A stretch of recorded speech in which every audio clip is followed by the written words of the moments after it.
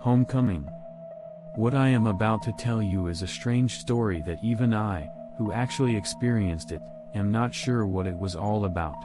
I am now 28 years old, and it is said that if you do not have a spiritual experience by the age of 20, you will never have such an experience in the future.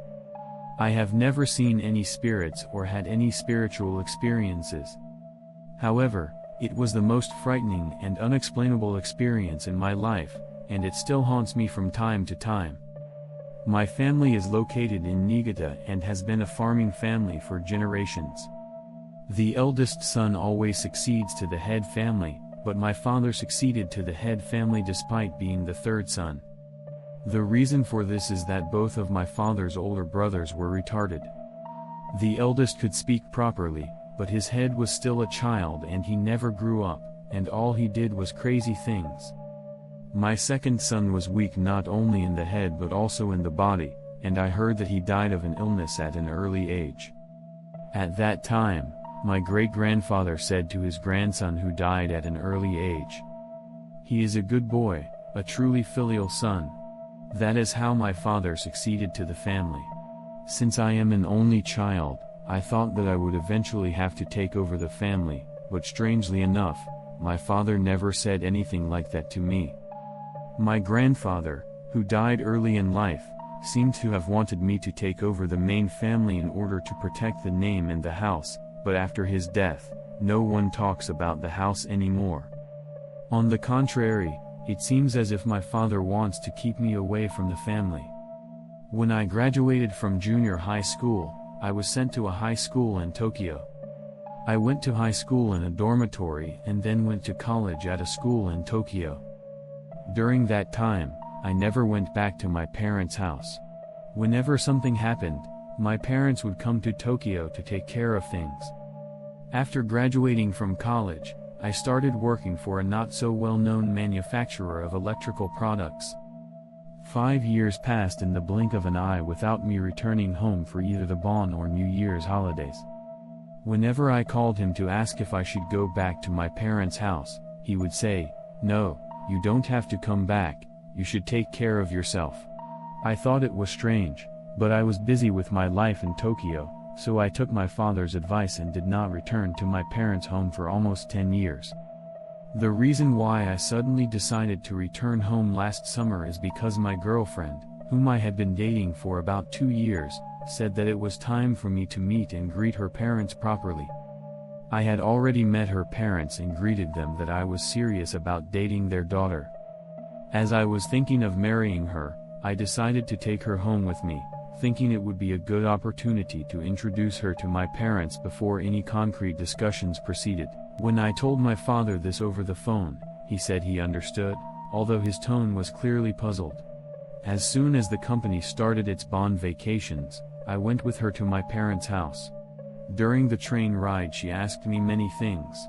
As I answered her questions, such as what kind of place my parents' house was in and about my family, I felt my memories of living in my parents' house, which I had long since forgotten, come back to me, albeit vaguely. It was not a very pleasant sensation, as if the train was shaking inside me in response to her questions. One thing I remember from when I lived in my parents' house is this. He is now deceased, but he was my father's older brother and eldest son, which means he was my uncle to me. My uncle had been a branch family member since before he came of age and did not visit the main family very often, but one day he came to the main family in a good mood. Without any proper greeting, my uncle came straight to my room and opened the chessboard he was holding under his arm to play chess with me. Not in a mood to refuse, I said, "Okay," and we started to play shogi. I was in the upper grade of elementary school at that time, but I easily won the game against my uncle. It would have been better if it had ended there, but what did I think? Perhaps because I was too young, but I made fun of my uncle and laughed at him because he was so weak. I don't remember what exactly I said. I think he stood up quickly with a groan, and then he ran away. I was scared by my uncle's unusual behavior, so I went to the room where my parents were and asked them what was going on. I heard a rattling noise, and then I saw my uncle running through the yard toward the front door. When I looked fearfully at the front door, I saw that my uncle had scattered a can of gasoline for a farm machine on the asphalt road in front of the house. He set fire to it and shouted something excitedly. My father rushed in and said, "What are you doing?" He beat my uncle to a pulp. Since then, my uncle never came to the main house, at least not while I was at home. As I was talking with her on the train, recalling those old memories, we arrived at the station where my parents' house is located. The scenery seemed to have been left behind by development, and it looked exactly the same as it had in the past. As I approached my parents' house step by step from the station, I felt something other than nostalgia arise inside me. My mouth was dry and my heart was beating fast. It was as if my body was rejecting me, and I felt a vague sense of dread at this point. However, I told myself that I was just nervous about being at my parents' house for the first time in a long time, so I pulled her hand and quickened my steps. At this point, her hands were also wet with sweat for some reason. As we came to the gate of the house, the vague fear I had felt before turned into something completely real. There is something wrong with the air. The air surrounding the house seemed stagnant, and I wondered if I had once lived in a place like this. My father's face when he came to pick me up was dark and somber, a far cry from the image I had of him in my mind. When I entered the house, the stagnant atmosphere remained the same. In fact, it seemed to have grown stronger. Perhaps this is what the air at the bottom of an old well is like. I introduced her to my parents, but we didn't say much to each other, and it was really just a token exchange. She seemed to be feeling something more strongly than I was, and she was a different person from her usual cheerful self. She seemed restless, pressing her temples and looking around, and even when I tried to talk to her, she just mumbled something in a low voice that I couldn't hear. I myself sensed something strange and unusual in the house, so I couldn't tell her to act a little more cheerful. I just hoped that the atmosphere would not become more awkward. At dinner, we had a lot to talk about, but no words came out of anyone's mouth, and only the sound of chewing food echoed in the quiet room. After dinner, my mother suggested she take a bath, but she refused, saying she was not feeling well. She was so serious that I felt uneasy and had a bad feeling, so I stopped taking a bath, got on the futon that my mother had laid out for me, and went to bed early. Perhaps due to fatigue from the long train ride, she seemed to fall asleep as soon as I turned off the light, and I began to hear her peaceful sleeping breaths coming from beside me. As I am usually a bad sleeper, I could not fall asleep easily with the unusual pillow and futon, as various thoughts kept flitting through my mind. I tossed and turned restlessly in my sleep, thinking about various things. I was told that my uncle, who had set fire to the house by throwing gasoline in front of it, had never been seen since then, and that he had passed away some years later, but I did not really feel that he had died. I wondered if my other uncle, who died when I was very young, had a proper funeral, and as I thought about this, I began to feel uncomfortable even breathing the stagnant air in this house. Outside the house, the sound of wind rustling through the trees, mingled with the chirping of insects in the yard, sounds like a human moan. Listening intently to the sound, I even felt that it was coming not from outside but from inside the house. With a sense of uneasiness, I fell asleep in my futon, feeling uncomfortable with the perspiration that was oozing from my body. I had a dream. It was a terrifying dream. In the dream, I was there. It was me as a child. My father was strangling me. My grandfather was behind him. I felt fear, but strangely it was not painful. When I woke up the next morning, she was standing next to me with a very pale face, neatly folding the futon and getting ready to leave. As I took off my t-shirt, which had absorbed night sweats, I asked her what was wrong. She just said she was leaving. I said, "I just came here yesterday." She looked pale and said, "If you want to stay, that's fine, but I'm going home by myself." To be clear, I didn't want to stay at home any longer either. But I don't know what to say to my parents. As I was thinking about what I should explain to them, last night's dream flickered in my mind. My father strangling my young neck.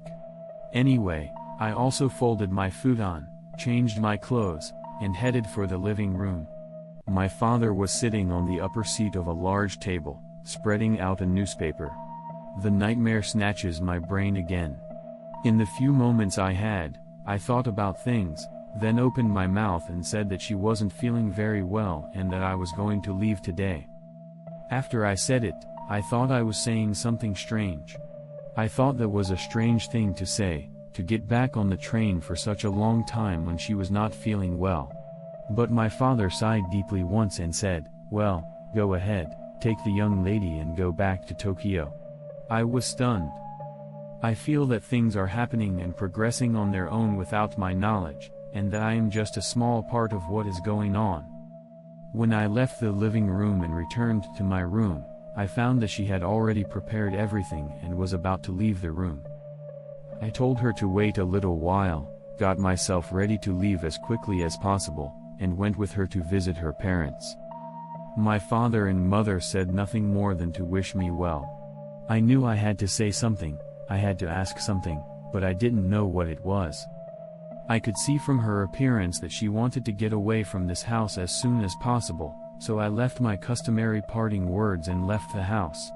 Just by leaving the house, I felt relieved to be out of that stagnant air, and I felt much better. However, she did not speak a word until we arrived at the station and boarded the train. She walked briskly without once looking back, as if she was trying to get as far away from home as possible. After we got on the train, I waited until she calmed down and asked her if she was okay, if something was wrong. She looked down for a moment, made a thoughtful gesture, and then began to speak. "I'm sorry," she said, "I feel really bad. It's been a long time since I've been back home. And I said I wanted to say hello to you. I'm really sorry, and I know you want me to explain it to you. But you know, I don't think I can.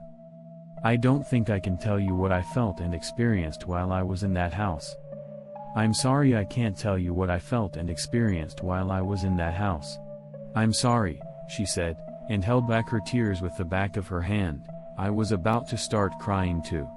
I don't know what it was, I don't know exactly what she was talking about, but I remember that I definitely felt something stagnant while I was in that house myself.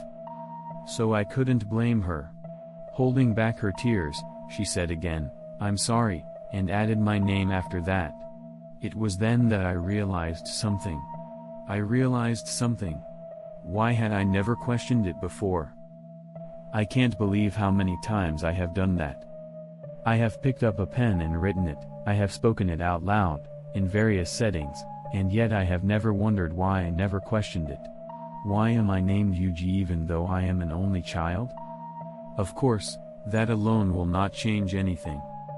However, the various memories that came back to me, the air I felt in that house, the frightened look she gave me, and most of all, the nightmare I had that night, in which I thought I was being strangled as a little girl, but when I think back on it, it seems subtly different from the me of my childhood. It has been almost a year since then. I have been apart from her since I moved back to Tokyo. It was not from either of us. We just naturally stopped seeing each other, as if we were avoiding something. I loved her, but I feel like I will never be close to happiness again. So I can't face her. She still calls me once in a while, but she never talks about what happened in that house after that, and I can't say anything to her either. That's the end of the story. You may think I don't understand, but I could not write everything I am thinking. I am afraid, just as she cannot talk about what was in that house, I cannot talk about everything I think about my house, my life. This concludes this story. Thank you for listening to the end.